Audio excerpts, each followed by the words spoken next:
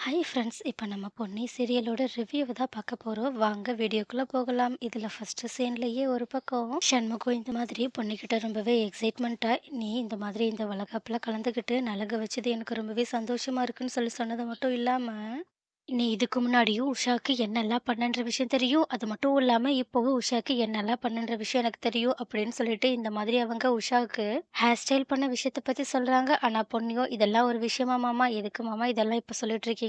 போங்க போய் உஷாக்கா கூட கொஞ்சம் நேரம் இருங்க. ஏன்னா அவங்க இன்னைக்கு நடந்த விஷயத்தால ரொம்பவே சந்தோஷத்துல இருப்பாங்க. அதனால அவங்க கூட சேர்ந்து நீங்களும் சந்தோஷமா அத பத்தி பேசிட்டு இருங்கன்னு" சொல்லிட்டு அங்கிருந்து கிளம்ப பாக்க, ஆனா அவங்கள தடுத்து நிறுத்தின சண்முகமும், "நீ மட்டும் எதுக்காக பொண்ணு இப்படி இருக்க? நீ பண்ற நல்ல விஷயத்தெல்லாம் நான் வெளிய சொன்னா கண்டிப்பா உன்னோட நல்ல மனச எல்லாருமே ஈஸியாவே புரிஞ்சுப்பாங்க பொன்னி. குறிப்பா உஷா கண்டிப்பா புரிஞ்சுப்பான்ற நம்பிக்கை எனக்கு இருக்கு. ஆனா நீ எதுக்காக இந்த எந்த உண்மையுமே வெளிய சொல்லக்கூடாதுன்னு சொல்லிட்டு என்கிட்ட சொல்லிட்டு இருக்கேன்னு" சொல்லி கேட்க, ஆனா பொன்னியோ லைட்டா சிரிச்சுக்கிட்டே சண்முகத்துக்கிட்ட, "நான் இந்த விஷயம் பண்ணது எல்லாத்துக்குமே காரணம் அவங்க மேல இருக்க அக்கறையும், அன்பும் மட்டும் தான். மத்தபடி இந்த மாதிரி நான் இத பண்ணா கண்டிப்பா அவங்க நான் எப்படிப்பட்டவன்றத அவங்க புரிஞ்சுப்பாங்கன்றதுக்காகலாம் பண்ணல. அதனால தான் இந்த மாதிரி இந்த விஷயத்த வெளிய சொல்லி, அதுல ஆதாயத்த தேட எனக்கு விருப்பம் இல்ல மாமான்னு" சொல்லிட்டு இதுக்கு மேலயும் இத பத்தி பேச வேண்டான்னு உடனடியா அங்கிருந்து கிளம்பி போக, உடனே இந்த மாதிரி பொன்னி சொன்னது எல்லாத்தையுமே கேட்ட சண்முகமும் பொன்னியோட நிலைமைய யோசிச்சு பார்த்துட்டு, கொஞ்ச நேரம் அதுக்காக ஃபீல் பண்ணிட்டு, அதுக்கப்புறமா அவங்க அவங்களோட ரூமுக்கு கிளம்பி போக, ஆனா உஷா,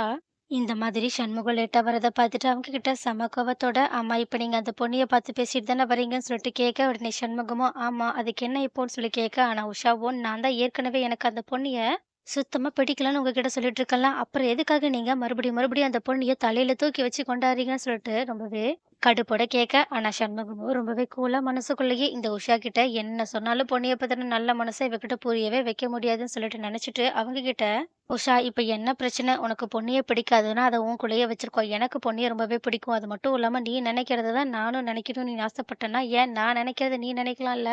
ஏன்னா எனக்கு பொன்னிய ரொம்பவே பிடிக்கும். அவ மேல நான் முழுசா நம்பிக்கை வச்சிருக்கேன். ஏன் அந்த நம்பிக்கைய நீ அவ மேல வைக்கலாம்ல எனக்காகன்னு" சொல்லிட்டு கரெக்ட்டா ஒரு கேள்விய கேட்க, ஆனா இத கேட்டுட்டு ஐயய்யோ! இதுக்கு என்ன பதில் சொல்றதுன்னு தெரியலையேன்னு சொல்லிட்டு, இத பத்திலாம் என்கிட்ட பேசாதீங்கன்னு சொல்லிட்டு, எனக்கு ரெஸ்ட் எடுக்கணும், டயர்டா இருக்குன்னு சொல்லிட்டு அவங்க பாட்டுக்கு தூங்க ஆரம்பிக்க, "நீ எனக்கு இத தான் பண்ணுவேன்னு நல்லாவே தெரியும். அதனால தான் நான் உன்கிட்ட இந்த மாதிரி ஒரு கேள்வி கேட்டேன்னு" சொல்லிட்டு அவங்களுமே ரெஸ்ட் எடுக்க கிளம்பி போக, ஆனா இன்னொரு பக்கம் இந்த மாதிரி தன்னோட குடிசைக்கு போயிட்டு சண்முகம் சொன்னது எல்லாத்தையுமே யோசிச்சு பார்த்த பொண்ணையும் இன்னைக்கு உண்மையாவே உஷாக்காவோட வளகாப்புல கலந்துக்கிட்டது ரொம்பவே சந்தோஷமா இருக்குன்னு சொல்லிட்டு நினைச்சு பார்த்துட்டு, அதுக்காக ரொம்பவே ஃபீல் பண்ணிட்டு இருக்கும்போது, அப்ப கரெக்ட்டா அங்க வந்த சக்தி எப்பவும் போலயே பொண்ணுகிட்ட வம்பிழுக்கிற மாதிரி, "பொன்னி, நீ இன்னைக்கு அந்த வளகாப்புல கட்டிட்டு வந்த சேலையில செம்ம சூப்பரா இருந்தன்னு" சொல்லிட்டு அவங்க கிட்ட பேச ஆரம்பிக்க, ஆனா பொண்ணையோ, "தயவு செஞ்சு என்ன மறுபடியும் கடுப்பேத்துற மாதிரியே பேசாதீங்கன்னு" சொல்லிட்டு அவங்க அங்கருந்து கிளம்ப பார்க்க, ஆனா சக்தி மறுபடியுமே பொண்ணுகிட்ட கிண்டல் பண்ற மாதிரி, "என்னமோ நான் கொடுத்த புடவைய நீ கட்ட மாட்டேன்னு சொல்றத பார்த்துட்டு நான் ரொம்பவே வருத்தப்பட்டேன். ஆனா பரவால்ல, என் மேல இருக்க பாசம் உனக்கு இன்னும் அப்படியே தான் இருக்குன்னு நினைக்கிறேன். அதனால தான்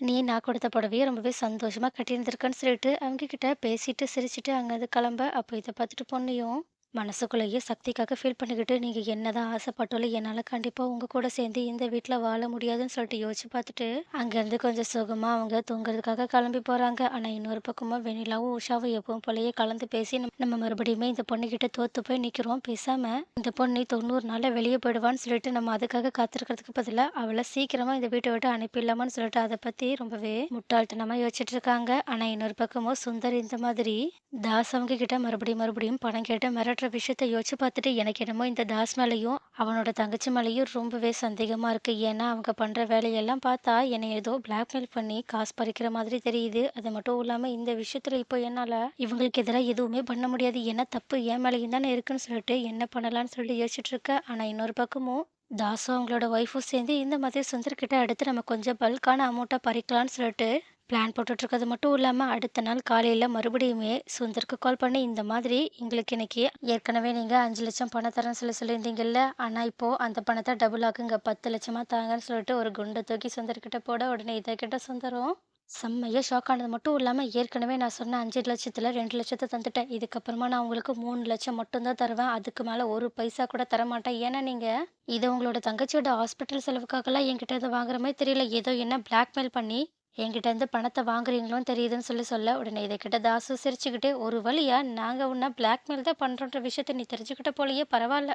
நீ இவ்ளோ சீக்கிரம் தெரிஞ்சுக்கிட்டது ஒரு விதத்துல எங்களுக்கு நல்லது தான். ஏன்னா, அப்பதான் நாங்க கேட்குற பணத்த நீ கேள்வியே கேட்காம எங்ககிட்ட குடுப்ப" அப்படின்னு சொல்லிட்டு, "ஒழுங்கா அந்த 10,00,000 பணத்த நான் சொல்ற அட்ரஸ்க்கு எடுத்துட்டு வந்து குடுத்துருன்னு சொல்லிட்டு ஃபோன கட் பண்ண உடனே இதனால ரொம்பவே கடுப்பான சுந்தரும், இவங்க பிளாக்மெயில் பண்ணி பண்ணி என்கிட்ட பணத்த பறிக்க ட்ரை பண்றாங்கன்னு சொல்லிட்டு ரொம்பவே கடுப்போட கத்திக்கிட்டு இருக்கா அப்போ.